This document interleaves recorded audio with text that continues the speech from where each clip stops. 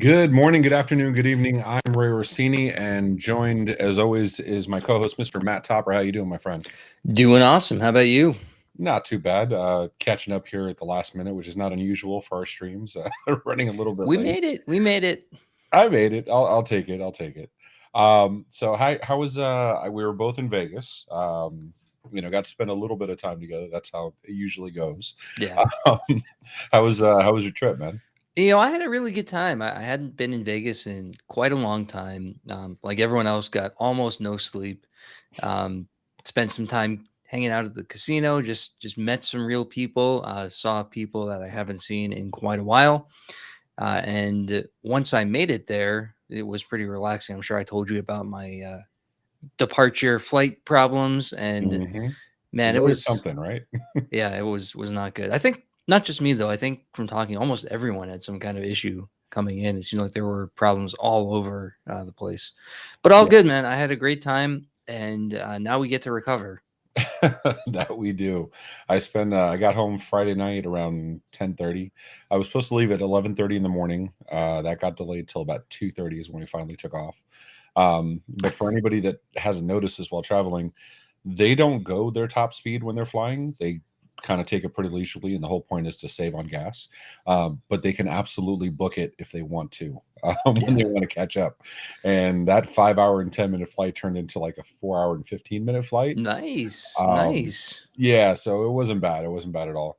Um, I'll and take that. honestly, like I ran into everybody at the airport too. I ran into Tim Golden, Matt Lee, Sean Lardo.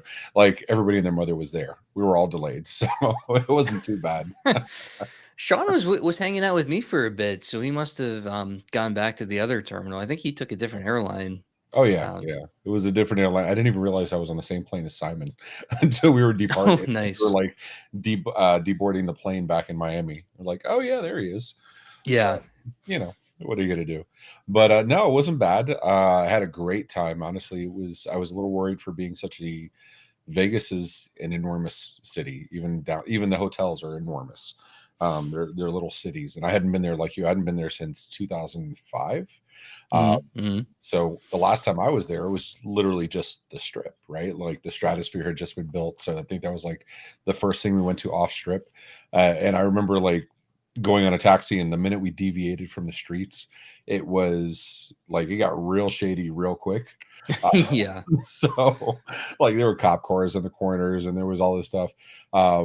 So it was interesting. And then, getting to Vegas this time, it was just nonstop city. It was like an enormous proper downtown, which was cool. It It was was nice to see super your cool. faces. Yeah. What was your best time from your best memory from Vegas? So, well, probably the best time is one that I don't remember. Um, That'll do it.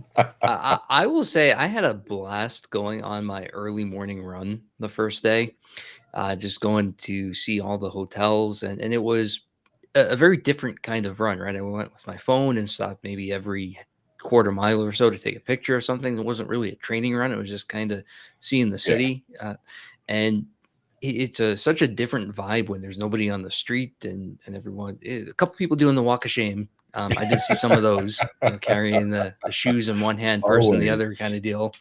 Um, There's another one but in the chat. There's Keith that was with us over at celebrating his birthday on Monday night. That was kind of cool. nice. Oh, that's a good place to do it. Yeah. Yeah, so good time. Certainly meeting everyone and spending time at the bar in the evening was lots of fun too, obviously. But there's just something unique about that kind of solitude moment, seeing the city empty, that you don't get to see any other time. Yeah, and I have to apologize. We were all ready to do community live last Sunday.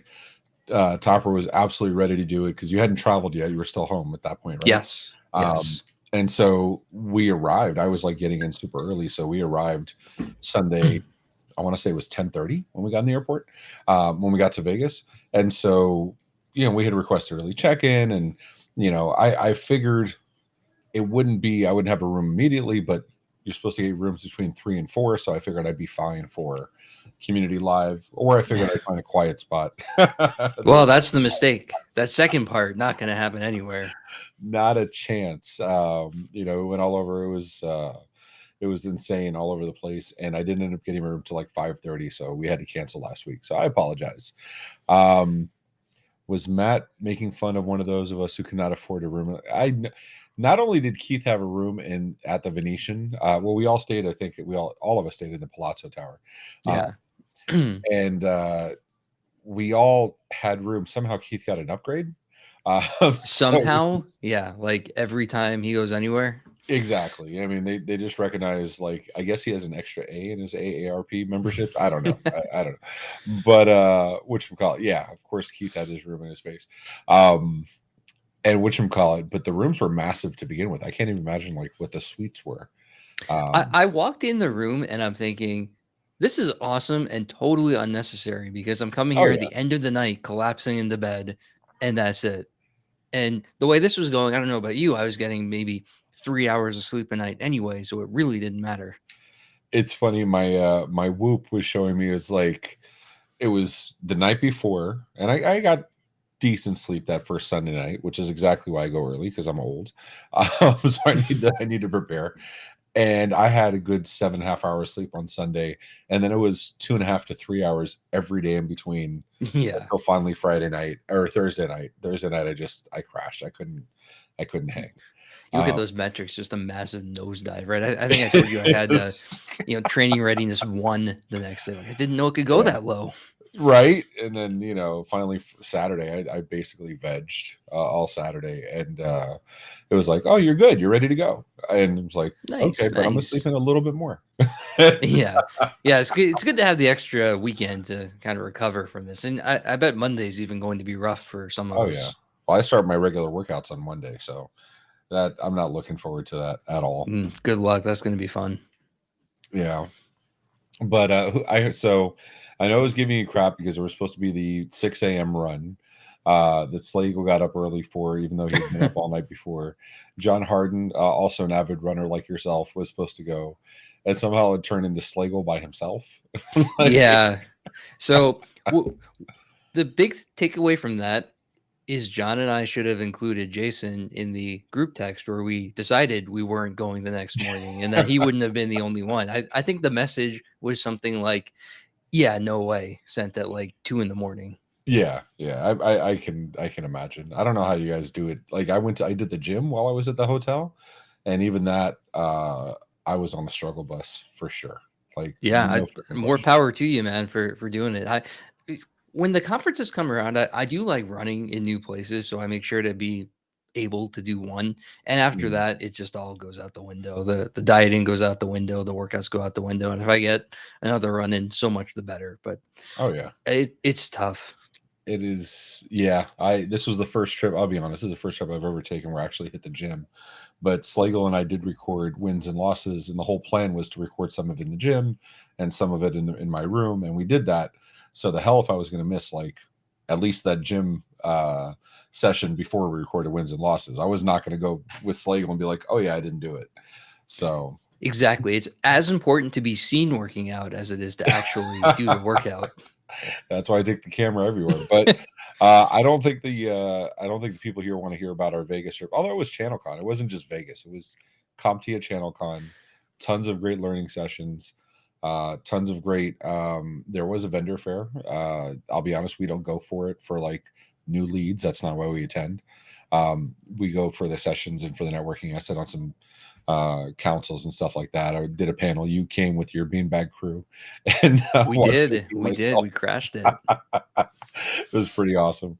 But it was a good event. But there was some stuff that happened on Reddit and Geek and everywhere else. And the very first one being this DNS hosting thread. Did you get a chance to look at it yet? I did. I did. Well, you can give me some TLDR on here because I'll be honest, I haven't read it yet. Um, Oh, that's the name of the website. yeah. Yes. So this is one of my kind of pet peeve issues in that, well, I'll be curious if we agree on this or not. Mm, So this was someone, right? The question is right in the first sentence of the thread there. Do you do DNS hosting for your customers? mm, And for me, the answer has always been a pretty resolute no, we don't do that.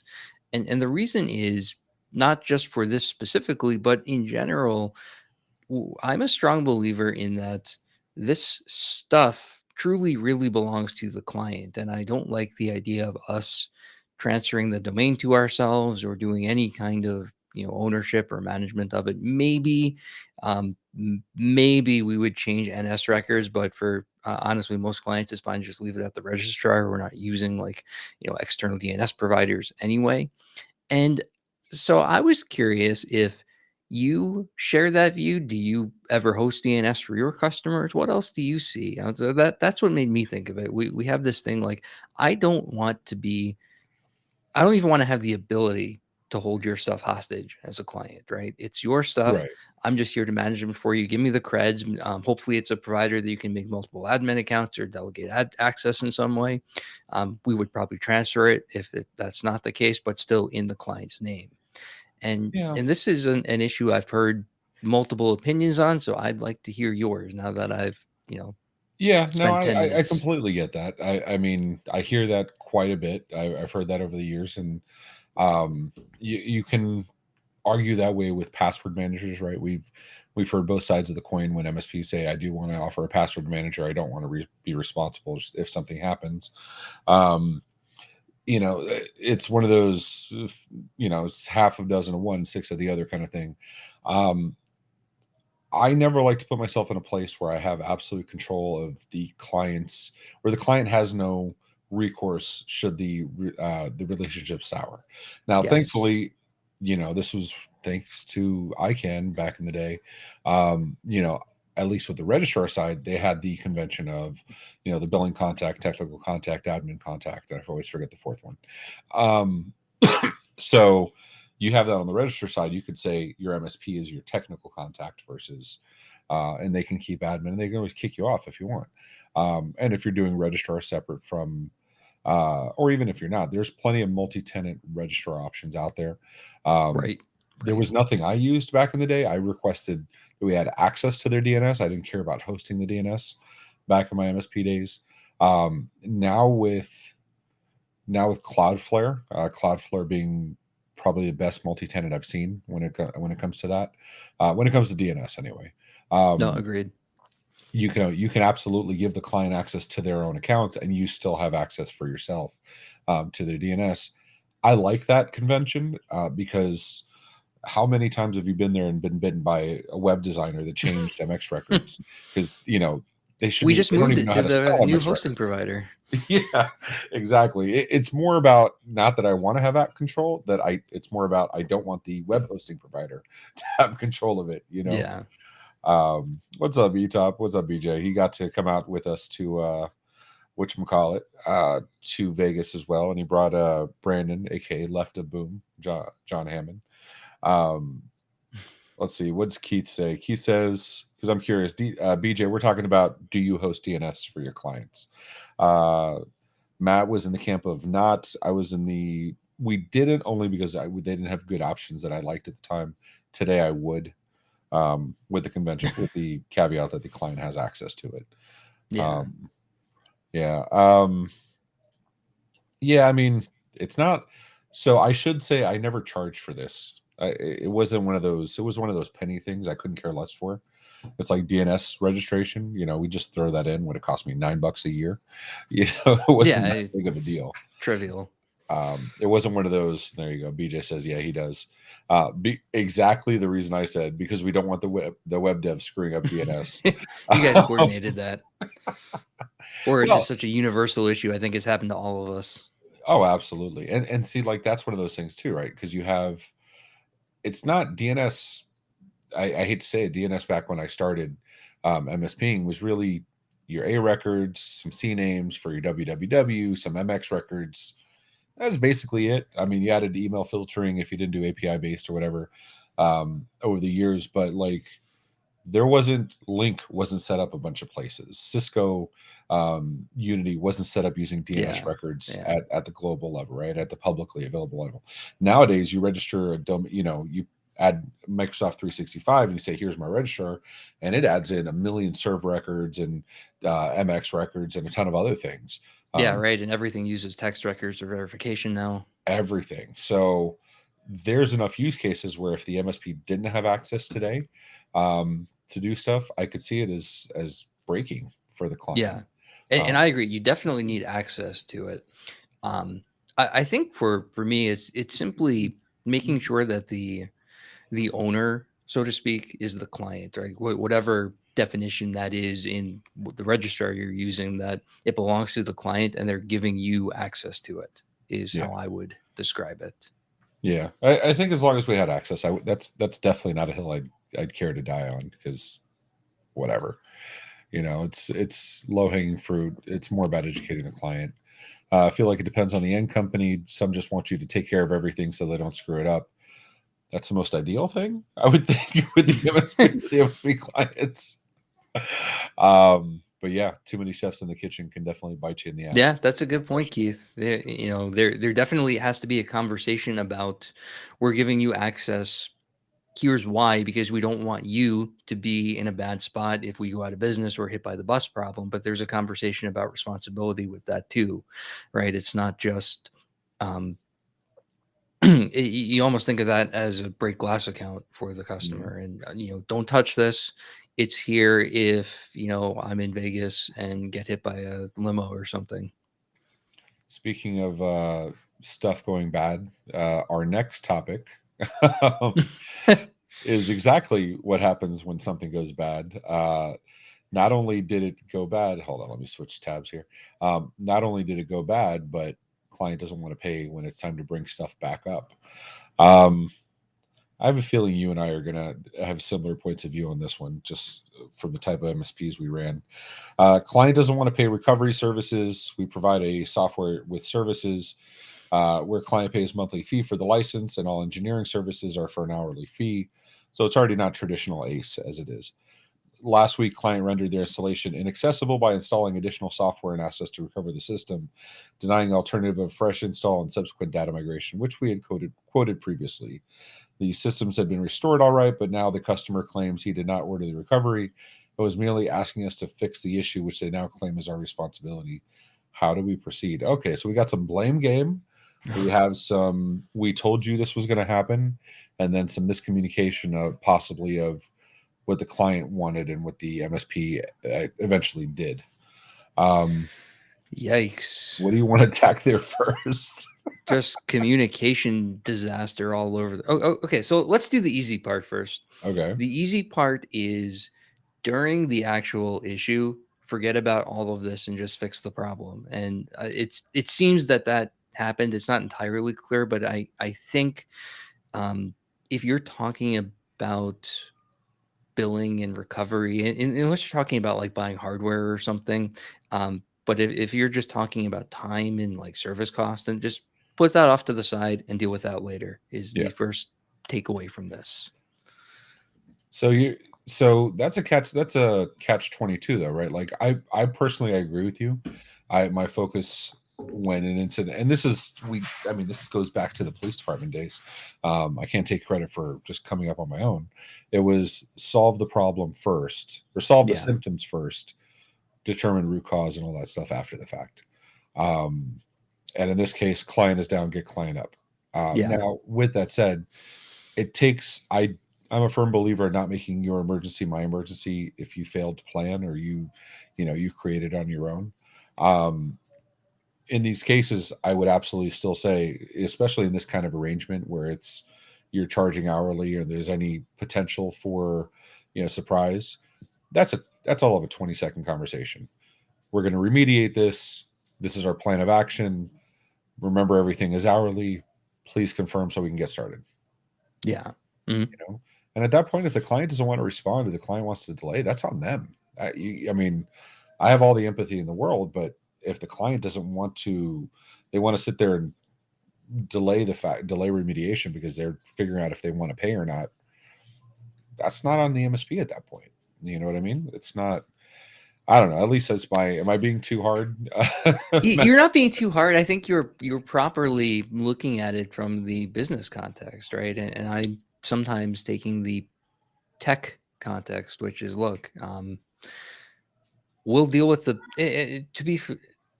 I don't want to say to be fair, but we had very few hourly clients, like almost none. Yeah. And so for us, the mantra was to all of the techs was, look, guys, fix the problem and let me or the account managers or whoever deal with the bill. You get with the client and get them back up. And if we have to give service credits like back later, then so be it. Now, maybe that's not the best business decision, but we felt that was the best relationship decision, partially because there were only a handful of clients that were hourly anyway, Yeah. and the way we structured our backup agreements, they covered recovery time anyway. So if you signed an agreement that had backup, so backup was a separate agreement for us in addition to the service agreement, and in that was time allocated to restore operations. Right, most of the time it didn't get used, and then when there was an issue over the aggregate life of the agreement, it was kind of covered anyway. Yeah. And that's one of those reasons I'm a firm believer in. Yes, there's a million ways to slice the pickle. There's absolutely a million different business models for MSPs, or however you want to call it. Um, I always looked at ACE gave me the ability to have the best possible relationship with the least amount of strain for the client, even though it was more expensive. I Yeah, didn't have to sit there and have those discussions. We're going to repair. It would have been we have to wipe it, reinstall versus try to restore from backup, that kind of thing. And even in that case, I probably would have my remediation would have been a quick clone and then install fresh, so we could always throw it up at a VM if we had to restore data after the fact, which I think is actually our DR plans for most ERPs anyway, in right. line of business apps. But yeah, it was that whole. I don't want you to think about what computer we're going to buy. I don't want you to think about, getting approvals every time we have a new employee. I don't want you to think about which firewall or which AV.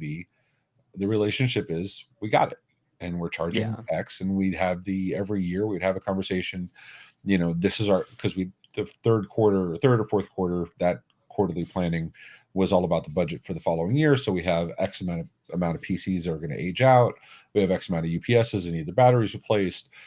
This is the new budget for. We had a standard, a power, and an executive user. So we just said, okay, well, 2,000, 3,000, 5,000. And so when one of those employees showed up, we had the budget to buy whatever we needed, so the client could just get their job done. It was not I need a new approval kind of thing, because we did that a year in advance.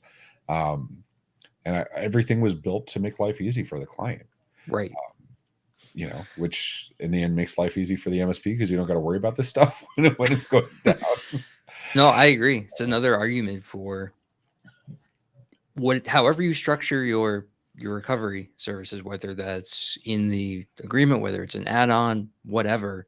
Mhm. Structure it in such a way that you don't have to have the "we're going to bill you for this" Yeah. conversation later. And I guess to your point, if you don't do that, then yeah, send the reminder that hey, this is billable, and there's a lot of ways to structure agreements, right? You might say, um, it's billable if we fix it right now. If you can wait until 8 o'clock tomorrow morning during business hours, now it's included, right? There's a Mhm. million ways you could have done it. And I do agree with that, with having the conversation beforehand. If your services are set up in such a way that this is a likely big billable event. And I think we're both in agreement that ideally it shouldn't be, but Yeah. there are just cases where it is. Yeah, and that's just part of life. I mean, I can't say my business model when I stopped doing MSP in 2017 was the same business model I had when I started in 2011. I mean, that's Yeah. so different. BJ, I'll give you a pass there, and I'm always giving BJ shit. Um, but my first clients were well, no, my first clients were block hour, but my first per seat client, I remember sweating. It was a 50 user law office, and I was charging $25 a PC, and I was panicking that they were going to say it was too expensive. I look back now, and that was, fast forward to, I think I was at my peak, I was doing 225 a user for regulated customers. Uh, Yeah. so, it's funny how scared you are of stuff until you do it. And then you're like, oh yeah, this isn't so bad. Well, one of the things we used to say was we never minded losing a deal on price, right? Mhm. Like there are lots of other things you could not like us about and that we'd be willing to change, but if you thought we were too expensive, you can go on to someone else. Yeah, yeah. There's nothing wrong with those standards. I agree with you 100%. It was one of those. Um, you got to be able to support yourself, right? I was just having this exact conversation with. It wasn't Becky at Huntress. It was another vendor, and it was something along the lines of, it's because we're working on a little thing. MMN will be announcing a thing probably in 2 weeks. Um, but whatchamacallit, we were working on a charitable thing, and my VoIP company has OIT gives. ConnectWise absolutely has a giant charitable arm. They do stuff at every event and throughout the year. But we're doing this thing, and we were talking about like how we can afford to do financially these charitable works. And I've always said I work hard enough to make enough money with my clients where I can give them the services they need without going after them for every nickel and dime, or I can go Yeah. above and beyond when the money has to be there. You have to pay it somewhere. Nobody has staff that works for free, hopefully. Um, but if you can make enough money in your business where you can afford to do all those other charitable things, isn't that worth a little 5% extra on that MSA, or 6%? Those little points add up, but they give you the Yeah, for sure. flexibility that when it's time to upgrade whatever, any hardware we're providing, for example, it's not a hard hit because we've been planning for it in advance. Um, Yeah, right. And you have the hard conversation during the sales process. And, our prices were significantly higher than most of our competitors. And it was a very easy conversation. The reason is so that in a year, when we have to add something or you have this big thing blow up or whatever, we're not coming back to you with price increases outside of just the normal, yearly contract renewal price increase, right? There's no surprises. The annual increase shouldn't be a surprise to anyone. But the one-offs. yeah. Oh, did I lose you? That was weird. Yeah, weird. you, Am I still you- here? yeah, Did I you're here. You're disappear and good. come back? You're good. Um, Yeah, you're saying the one-offs. I agree with you 100%. Here's something that is interesting. We always joke about like I forgot I saw it somewhere. BJ will probably remind me. We saw somebody like listing an 8x5 sock, and that to me was like the most Yeah. hilarious thing I've heard in my life. Now, with that said, MSPs are taking on more of a security role with clients, right? Both the clients assume that the MSPs are handling certain security things, and the MSPs are taking it on their own, saying, we're full 24/7 SOC SIM remediation, so on and so forth. Um, do you think MSPs are being on? Do you think your MSP that was offering 9x5 Monday through Friday support, but also has those security services in place? Do you think they're unintentionally agreeing to 24/7 service, or do you think the client's assuming 24/7? Because there's a difference between on call and just regular day to day stuff. You know what I mean? Yes. Oh man, you still took my point. Yes. I think you nailed it, right? Mm, There's a difference between 24. There's no such thing as an 8x5 sock. I mean, I yeah, guess there is, just wouldn't be very effective. Um, SOC monitoring needs to happen 24/7, 365 with the ability to escalate to the MSP and subsequently to the client after that. But you don't necessarily need to provide 24/7, 365 support for my printer is broken, right. right? And that's the difference. I think there's two separate sides to this, especially if you're an organization that doesn't have your own SOC and you use an MSSP or a vendor or whatever. That relationship needs to be 24/7, 365 with a way to reach you that could be simply paging the on-call guy. Um, but you don't necessarily need to have 24/7, 365. I can't send email, I can't print kind of stuff. Now, in most cases, you will have some process for that. It could be paging someone. You might have a support desk that is staffed 24/7. Right. Um, but it's two different things. So I do think we are doing a disservice if we're not doing security coverage 24/7, whether you do support desk coverage 24/7 between you and your clients, right? Some companies don't need that. Some are running all day like manufacturing. So and I agree with you 1,000%. It's no different. Every MSP on the planet should have some kind of all goes to hell kind of plans, right? We call them BDR, IR, whatever the hell you want to call them, doesn't really matter. But you should have the sky is falling kind of plans. And Unfortunately, that's not always going to happen Monday through Friday, 9 to 5. So, No, they never do. Servers never break at 10 in the uh, morning.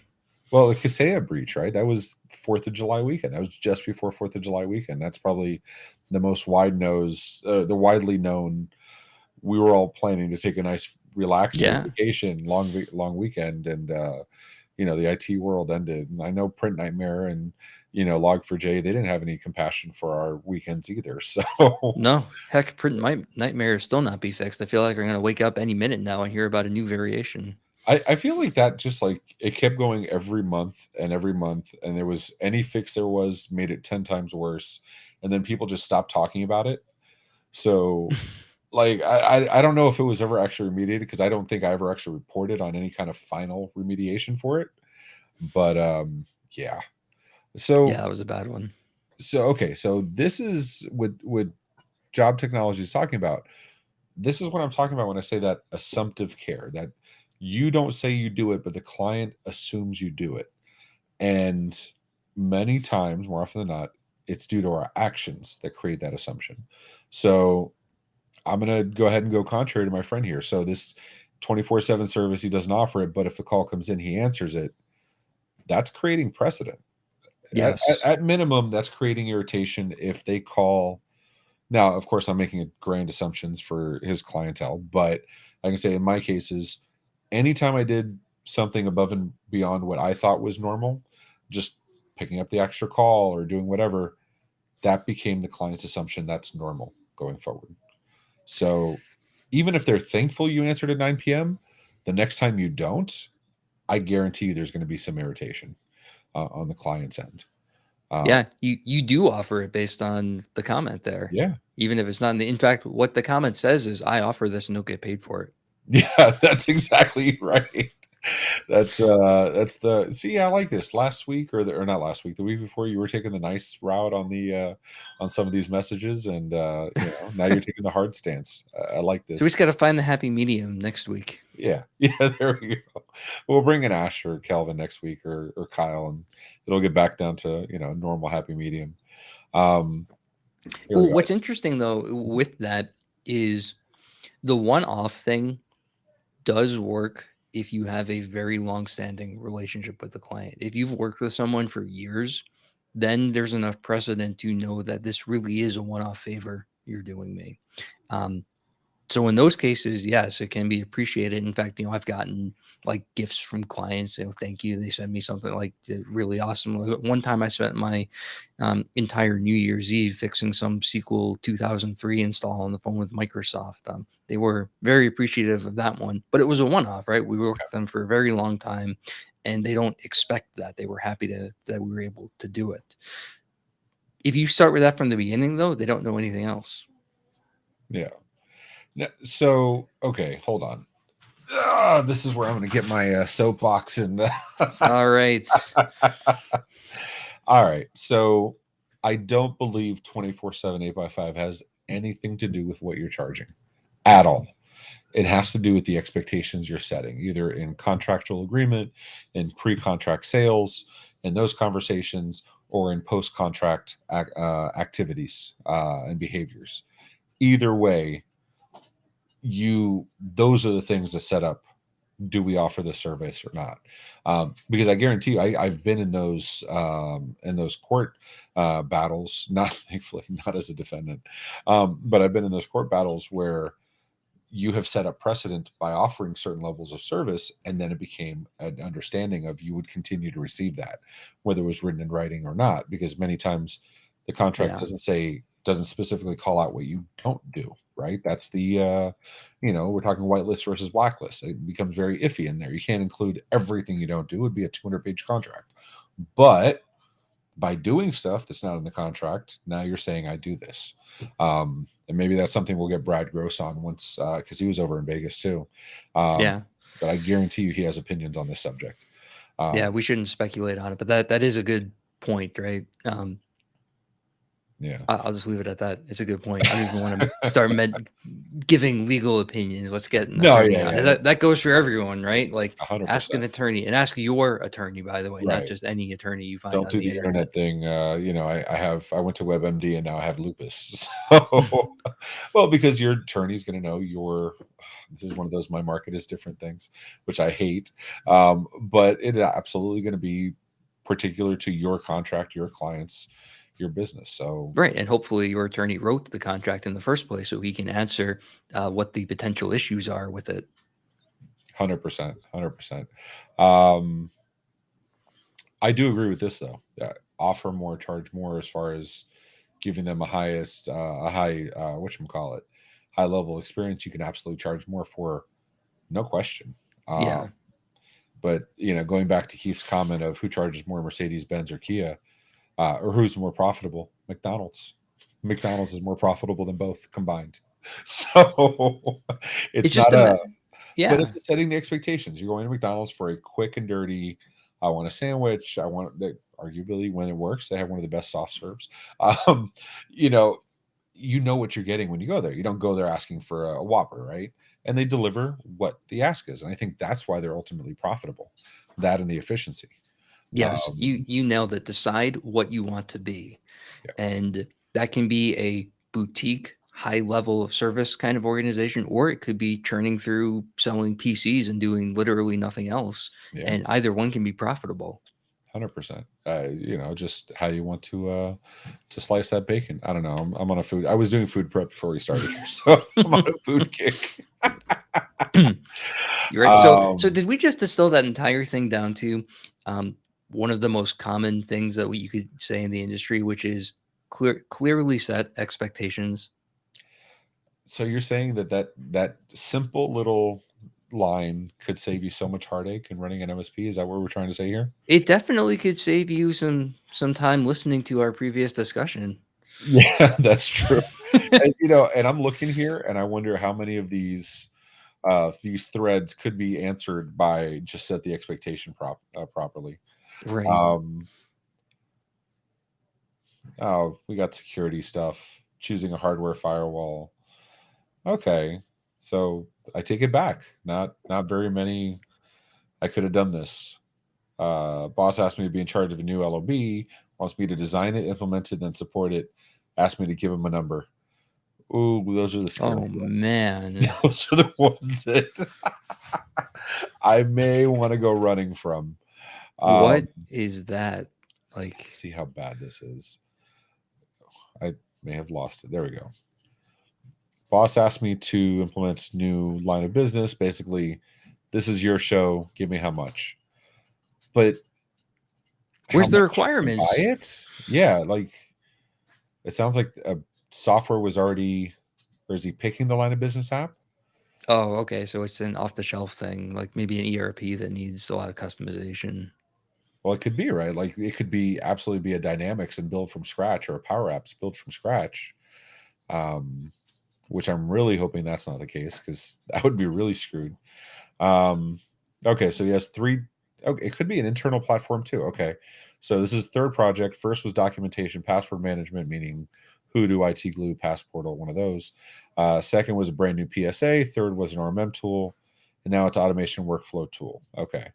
Okay, so Oof. he's looking for an internal tool for his PSA, for his MSP. That sounds less crazy than go pick a legal document retention app for an attorney client. You know what I mean? Right. Yeah.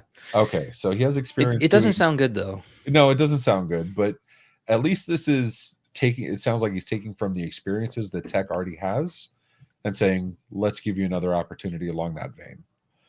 Yes. And I'm not. that I support, right? Yeah, Let your guys work 100%. on these Yeah, things and screw up to a degree. That's how you learn and get better.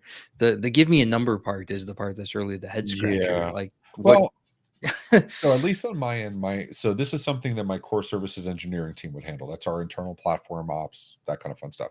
Um, I absolutely have said, let's do this project, and I try to introduce them because we're still smaller, right? We're sub 70 people. Um, so I still try to give them opportunity to look at the business side of things. So I will say this is what we're currently paying for this platform. I'd like you to create a feature matrix, features and needs matrix, and find me some alternatives and see what solves what. Make sure you include the pricing for each so you can give me a presentation, including the business value of why we should or shouldn't move. I will absolutely do that with my team because the goal is to move them up. Now, CSE is already a step up from the front facing tech teams. They already have Right. more Right. experience and, they have a lot more freedom to do stuff. I would never do this with help desk. But these are also the people that are going to move into, the C-suite roles eventually, or the technical director roles. So I do want them to understand the business side of it. So, this doesn't sound as bad. He wants to automate the entire level 1 stack. Okay, shoot for the stars. Okay. Replace them with a few buttons and forms that will do their job better. Okay. Shoot for the So stars and that replace sounds your better. staff. The beginning of this though sounded extremely open-ended. It So did. where reading this, my thought is, yes, we can we can come up with an estimate, but the requirements are what drive the solution. And I'm not seeing, Yeah. a detailed feature list. I'm seeing implement this software, which is for especially for internal MSP applications, the answer is infinite because you're never done Oh, implementing them. 100%. Which is why I love the role of DevOps. I mean, you have to have one or more people in that role specifically. And I don't care if you're using some kind of low code, no code thing. Anybody who's played with Roost for any amount of time knows you can make that a full-time job at an MSP if you're Yeah. good at it. Yeah, for sure. I don't grasp the implications. There's that expectations they can. See, you could have solved this with I feel a lot better about this thread now, though, because now what I see is an opportunity to take someone who's not used to writing things like project plans and SOWs Yes. and show them how that whole side of the project implementation goes and how that prep phase, all the stuff that happens before you do hands on keyboard. Yeah. I guess you have No, to type I get something that. to type the requirements. The document. See, this stuff is a little iffy, right? So now he works for the MSP. He says the first documentation deployment I did for free, not including my salary. Well, that's your job. That PSA was a 1K bonus. Now, don't get me wrong. I'm all about paying the bonuses. No arguments there. But we're falling into the I did it. Now the expectation is set, right? what's the salary for then? So right, like that's my point. That is okay. Let's talk about that for a second. So I got my my boss hat on, and I'll go ahead and rant. Just spent a good week with like a third of my staff up in Vegas, and now I can make them hate me again now that we're back home. No, my thing is this: you have your job, and mind you, on dispatch we covered quiet quitting a couple months ago for a couple episodes, and there's a point of view of I'll step it back just for knowledge purposes. There's a point of view of quiet quitting where I'm not being appreciated. I'm not able to move up in my organization. I'm just going to do the bare minimum until I find something else. That's been there since the dawn of time. That's not new. It just has a new title in marketing. Then there's the quiet quitting, which I've come to feel that is for the 20 to 30-year-old generation. I'm going to do bare minimum until I find something else. I've seen it be 30 plus. And again, these are generalities, so you can rip them apart however you want. But the quiet quitting definition I got from people 20 to 30, and I did poll probably 50 or 60 people over the different communities because I was looking for stories of this. The 20 to 30 definition is I'm being asked to do more than my role. Now, MSP is notorious for abusing staff sometimes. It sucks. I hate to see it, but I see it enough. It does happen. Still not as bad as RSS admin, in my opinion, but there are some bad MSPs out there. And so if your job is tier 1 help desk and you're implementing brand new systems like this day in, day out for no extra pay, yeah, I would absolutely have that conversation with my boss. You're treating me like an architect, a designer, an engineer, whatever. Pay me like one, or at least give me a career path to get there. Thank you for the opportunity. Let's build a career path to get there. I'm good with that. Yeah. The boss giving, here's some opportunity to do something cool, like we started this conversation, and then the whole that's not my job thing, that's where that sets my blood boiling. Oh man. This has nothing to do with bonuses. I have absolutely nothing against saying you're stepping outside your core skill set. You learned something new. You maybe had to dedicate some extra time to it. Absolutely happy to pay a bonus for getting shit done. We do it for certifications anyway, so nothing wrong with that. Am I being too much of a hard ass, Matt? It feels No. Okay, right. So when I had stuff like this, right? So one of the things I did was like R&D and test new systems out. So I frequently had these kind of projects that we were either piloting or full implementing.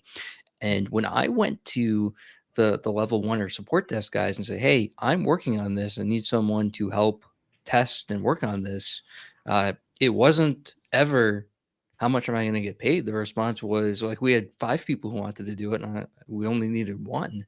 And right, part of that conversation was, "You're going to have to do this on your own time and work it out with your manager if it's not me." Like, it's an opportunity to do something that's going to help you later on. And if you're looking for extra comp, I mean, yeah, maybe we could do something, but that's really not the point. The point is to right. get to work on something new and notable. And I never thought I was taking advantage of people by doing that. Maybe some people did think they were being somehow taken advantage of, but for the most part, it was, yeah, hey, thanks for letting me participate in this because it's something cool that I wouldn't otherwise get to work on. And that's kind of the thing. Look, I'm not. I'm the first to step in and defend employees left in, day in, day out. I'm, work life balance is something I pitch really hard prior to people when I'm interviewing and prior to hiring them. And once we hire them, I put in all the managers. Like we're instituting stuff now where we're making sure they're taking at least one extra day off per month. That's coming down. The managers are enforcing it, paid days off. But the goal is, keep people from burning out.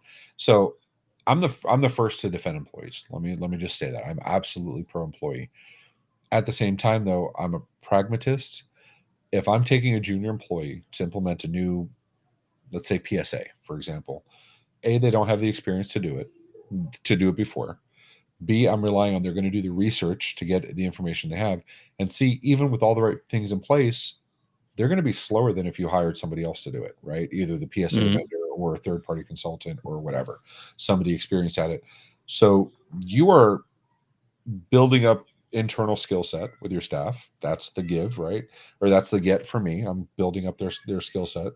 The give is I know it's going to cost me a little bit more, even though it's part of his salary. It's going to cost me more in terms of time and getting it done. Plus, that person's duties while he's doing that he's thinking it's not part of his salary, he's not doing the things he is getting paid for, right? Because if you're tier one help desk and you're doing this PSA implementation, you're not doing tier one help desk. So there's a cost to that too. Um, and it's like all things, if it's not being abused and there's a benefit to it for both sides, I'm all for it 100%. How often do you get to implement a new PSA? Well, Yeah. maybe every Wednesday. I don't know, but It's a lot of work. what is? Oh no, Wednesdays is fire your client, change your RMM. So And the react. So let's be totally honest about it. Like when promotion time comes around, and I need to say someone's about to go to level two or come off the support desk and start doing sysadmin type work. The reality is, I'm going to be thinking, who got excited about something new and who tried to yeah, point at the JD and make a big case out of it. And whether he's technically right or wrong, it almost doesn't matter. It's the attitude right, behind it. yeah. And we don't judge for roosters here, BJ. Whether it's avocados or roosters or anything else, we support you, dude. Let's see. Keith has a non-Sean related comment. So bring up. I think we're getting a single side example. I took a dispatcher who was spoon-fed projects. 5 years later, he's getting 180K as DBA from 60K. Right. And I'm all about that. It's cheaper to build them up internally and give them raises and all that because you've trained them your way than to take somebody new at 180K and train them your way. Um, the more expensive the employee, the more experience they have, the harder it is to train them on your ways of doing things. So Yeah. I like to build up employees, um, And personally. the question I would have for Keith on that is, was the first question, am I getting a bonus when he started training that dispatcher, or was it, hey, Yeah. this is a great opportunity to learn something? Yeah, and this ultimately, I think it's this. I don't think the employee realizes he's getting groomed. Um, to me, as a boss, I would absolutely look at. I have this employee that did 3 similar projects, similar type skill set projects. I would absolutely. That's grooming somebody to be infrastructure. That's grooming. Yeah, You know for what I mean? sure. Or platform. That's so. Oh, Keith's guy has a Tesla spot. I'm like, how did you get that from the story? That's impressive. That is all right. So we went through client not wanting to pay. We went through Keith's. We did have this one with Huntress where they were sharing some information. Um, I'll be honest. I know it's a cool video with some cool people. I didn't watch it um, No, only neither did because it I. was. I I'm was sure it pretty was emotional. awesome though, right? I Yeah, mean, it's. I mean, but let's it's be honest, Huntress. Huntress's contributions are Yeah, fantastic. yeah. Huntress is always a win. So I'll put that in the chat if anybody wants to go check it out because we were going to talk about it. Definitely some cool. Definitely some cool stuff. And let's see what this last one was. Prior idiocy, possible raid deletions, recommendations. Oh, this looks Oh like tech man. support. Hard pass. So, No, oh, that one made my ears this perk was up you? and my tech blood boil. And here's Okay. why. This is one of those things that I've had techs come to me saying stuff like this, and man, leave this stuff to the pros. Like if you're getting into trying to reconstruct RAID or doing any kind of data recovery stuff, like you as a tech should not be running data recovery tools on stuff 100%. that's irreplaceable. Like this to me, if someone came to me, I would say walk away from the server and call Yeah. drive savers or Kroll or whoever you Well, use for data that's the thing. recovery. There are so many companies that focus on just this. And a good number of them don't even charge if they don't collect. Drive Savers is not one of them. But I mean, Drive Savers has saved people's bacons a million times, myself included.